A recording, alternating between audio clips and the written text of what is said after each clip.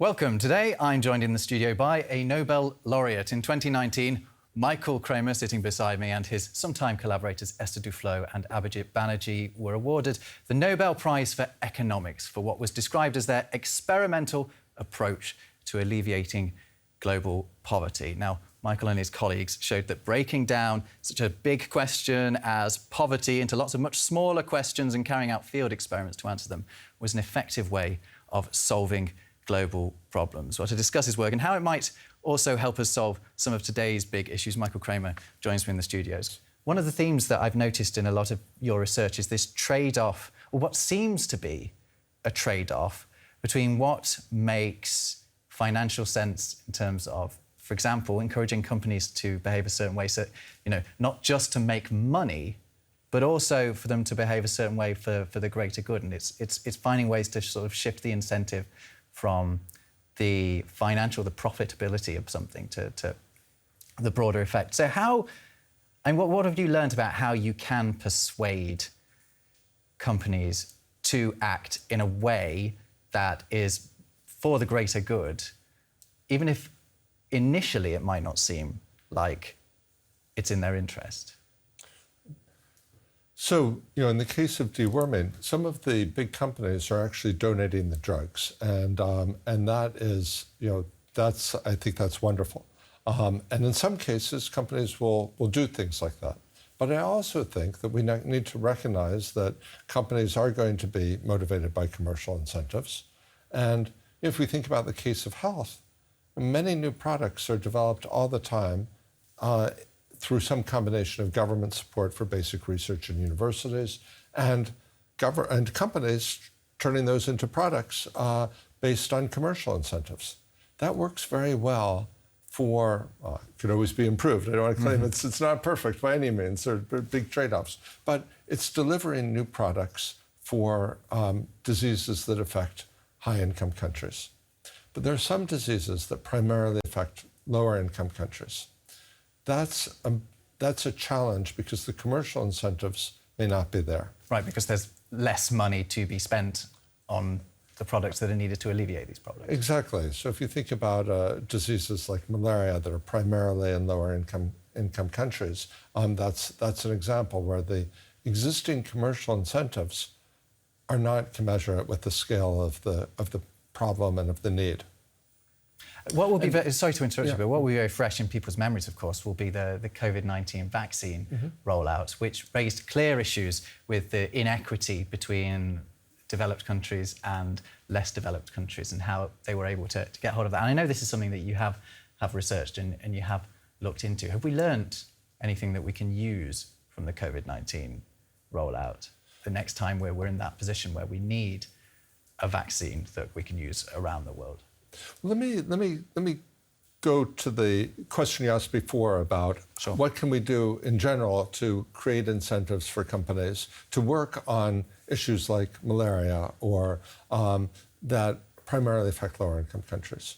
So, under the existing system that we have, those issues often are neglected. And if there's another issue, which is access to products, there's often a model when new products come out, there's initially a fairly high price and a limited market. There's an approach which proposed in a book with Rachel Glenister called Strong Medicine. What we proposed was something called an advanced market commitment. And what that's trying to do is to replace a limited market with a high price with a larger market with a somewhat lower price, in a way that creates the incentives for the companies to come in, but still keeps access to the product available. So in that particular case, and this was tried for vaccine against a disease called pneumococcus, which was killing a little bit over a decade ago. This was killing over 500,000 children every year. It was a vaccine for the strains of the disease that were common in high-income countries, but not for the strains of the disease common in lower-income countries. So a group of countries, together with the Bill and Melinda Gates Foundation, came together and they pledged $1.5 billion to help top up the price that lower-income countries could pay for this, and in exchange for a commitment to a long-run price that was affordable for those countries. So that created a large-scale market. Well, since that commitment was made, since then, 3 vaccines have been developed against the strains common in lower and middle income countries. They've rolled out much more quickly than is typical for most vaccines, reaching hundreds of millions of people, and an estimated 700,000 lives have been saved. So that's an example of how we can create the same sort of commercial incentives that are needed to motivate, that are successfully motivating companies to produce products needed in high-income countries, to also produce products needed in lower-income countries, or more generally, where the commercial incentives don't match the social needs. And then, coming to COVID, same approach can be used for COVID, for climate change, for other areas where the existing commercial incentives aren't large enough to match what the social needs. I'm glad you mentioned climate change, because I think that'd be a good thing to discuss next. Because I think a lot of the time we have the idea of economic growth and then we have the idea of tackling climate change, and they're seen as separate, sometimes working counter to one another. But does that have to be the case? I think there are many, many steps that we can take that will promote both economic growth and addressing the climate change. So let me give you an example. And I'll start here with an adaptation example. And obviously, mitigation, trying to reduce emissions is critical, but climate change is already happening and we need to deal with it. And unfortunately, it's particularly hitting the people in the poorest countries of the world who did not cause that climate change. Yeah. Because historic emissions came from high-income countries. Well, yeah, the wealth was built on the back of high emissions. Exactly. So one example of this is weather's, not only are temperatures changing, but they're less predictable. And that's a big problem for farmers. So if farmers don't know what the weather's going to be, they can't necessarily rely on the traditional techniques that they've used. Now, we need to do a range of things to help address that. But let me mention one that I think could create tremendous economic benefits at the same time as it's helping address these climate needs. So there's now much better ways of forecasting weather. There's been a lot of technological progress in this area.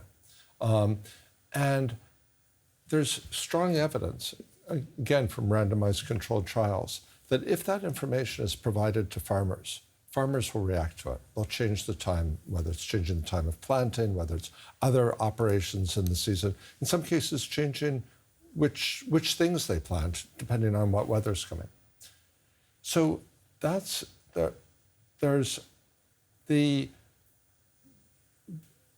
something that is the economic estimates of the impact are in the billions of dollars of gains that can be obtained from that. The forecasts themselves are very inexpensive. So the benefit cost ratios are in the range of 100 to 1. It's just getting that information produced costs millions of dollars at most. And in fact, the costs are coming down rapidly thanks to artificial intelligence techniques for weather prediction. So once that information is obtained, many governments already have lists of farmer phone numbers. It's very easy to send that information to farmers. That's something that, so just to give a concrete example of how that's starting to happen, the government of India this year will be sending, on a pilot basis, will be sending information to between 7 and 10 million farmers, including information about the monsoon. And when that will hit and how much rain there will be. And that information, assuming that goes well, they're hoping to scale that up to reach many, many more farmers beyond that. That type of thing could be used not just in India, but in many, many countries. I've heard you talk a lot recently about innovation, and that seems like an example of innovation, the sort of innovation you've been talking about, which is coming up with innovative ways of spending small amounts of money, I suppose, to have the maximum benefit, which isn't necessarily everyone's definition, I don't think, of innovation, because I think a lot of people think of technology. You mentioned farmers, and you've done a lot of work with smallholding farmers in sub-Saharan Africa, and particularly in encouraging them to adopt newer technologies like fertilizer, which I know a lot of people won't think of as a newer technology, but at the same time, it is, you know, comparatively new for some farmers, or a new idea for some farmers. I mean, what have you learned about how subsidies on fertilizer can encourage its use in sub-Saharan Africa? Right. So let me break out different aspects of this. Sure. So one approach is just providing information with providing information to farmers, and you know, in a lot of East Africa, soils are acidic; they're degrading, and providing information to farmers on soil acidity can be very helpful for them as they think about what steps they want to take to address that. And that's soil acidity that can be addressed, for example, with lime to correct the acidity of the soil. That's something that's not fertilizer, but that can be helpful. And did work with a nonprofit organization called 1 Acre Fund, which actually works now with millions of farmers in Africa. And they tested out sending messages to farmers, and what they saw was a 22% increase in uptake of lime. Okay? Now, let me move to fertilizer subsidies. That's a much more complicated and fraught question. I agree with you that I don't want to stop farmers from, you know, very poor farmers, particularly in Africa, fertilizer levels are very low. Mm-hmm. There may be cases where farmers want to increase fertilizer use.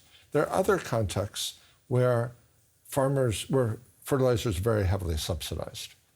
And in those cases, that can sometimes lead to, first, it's very expensive for the government.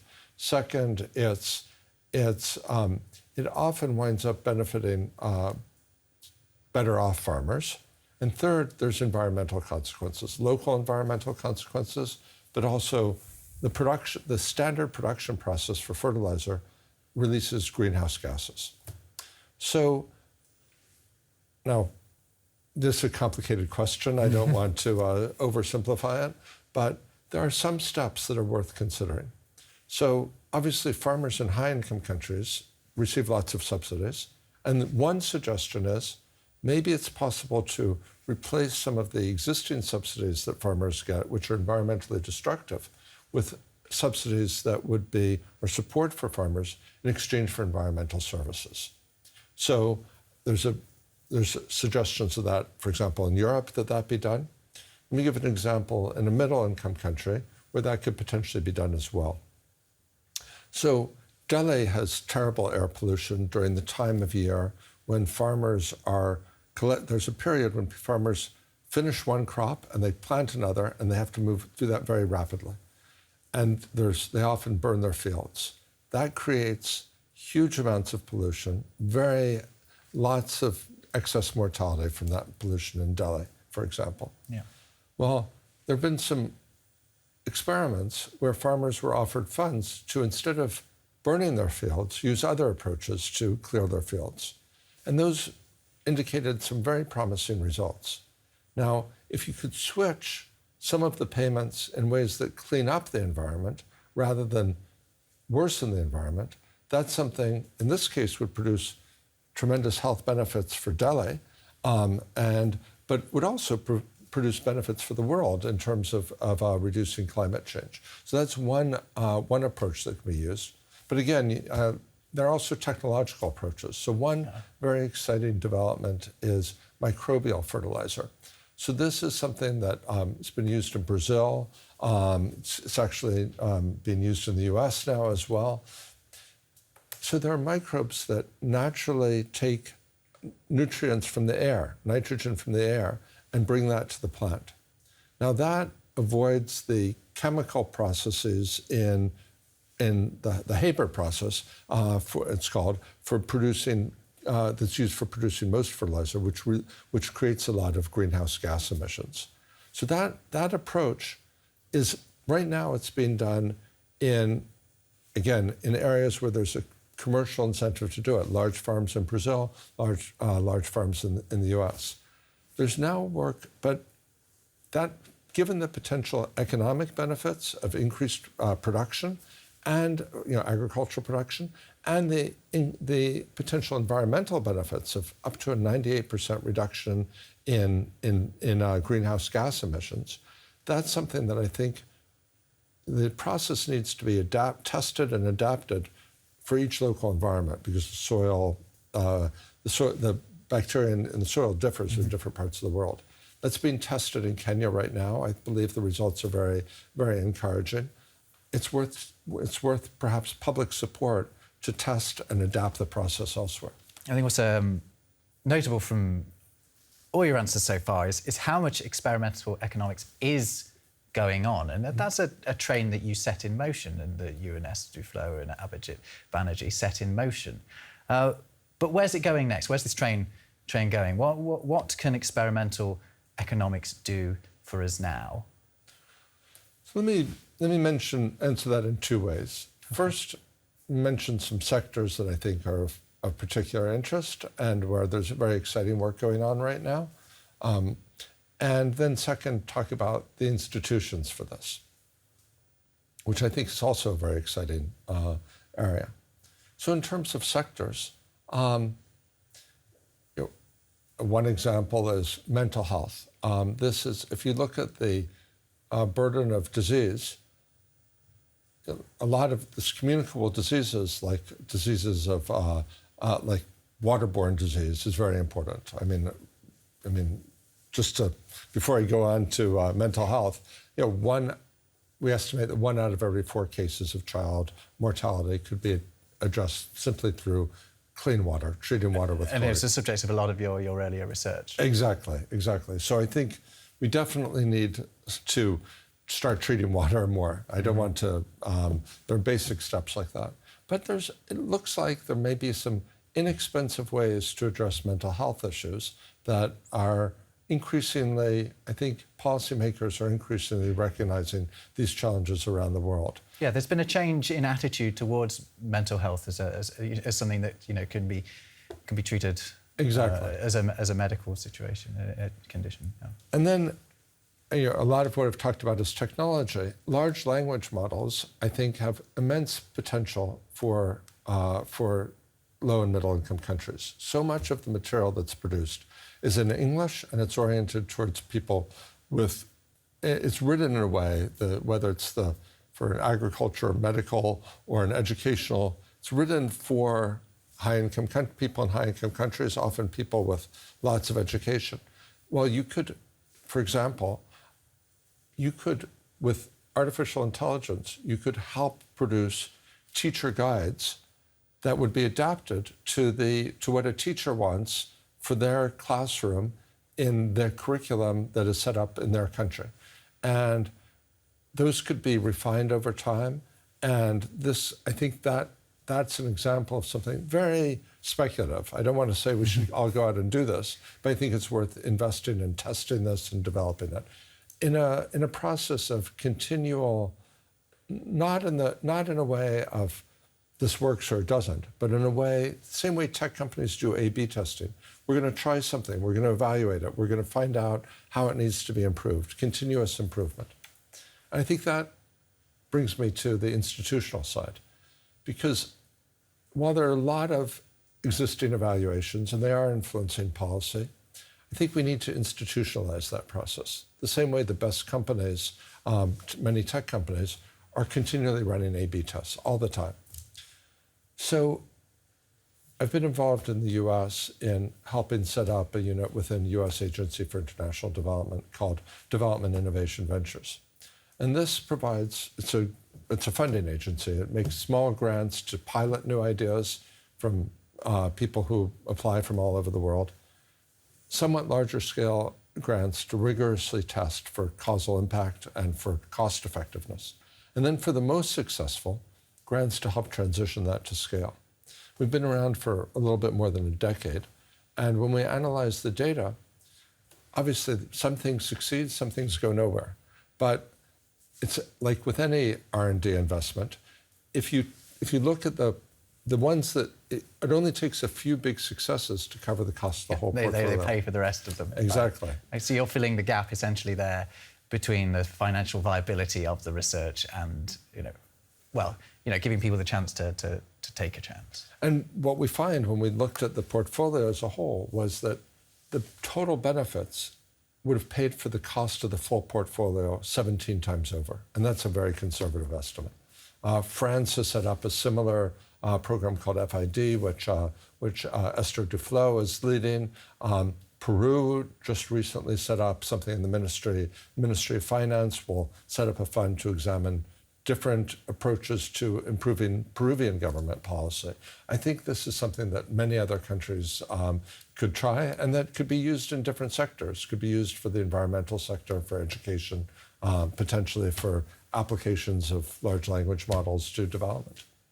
Experimental economics continues then, doesn't it? And your work continues as well. Michael Kremer, thank you so much for joining us here and talking us through some of your research. It was a pleasure.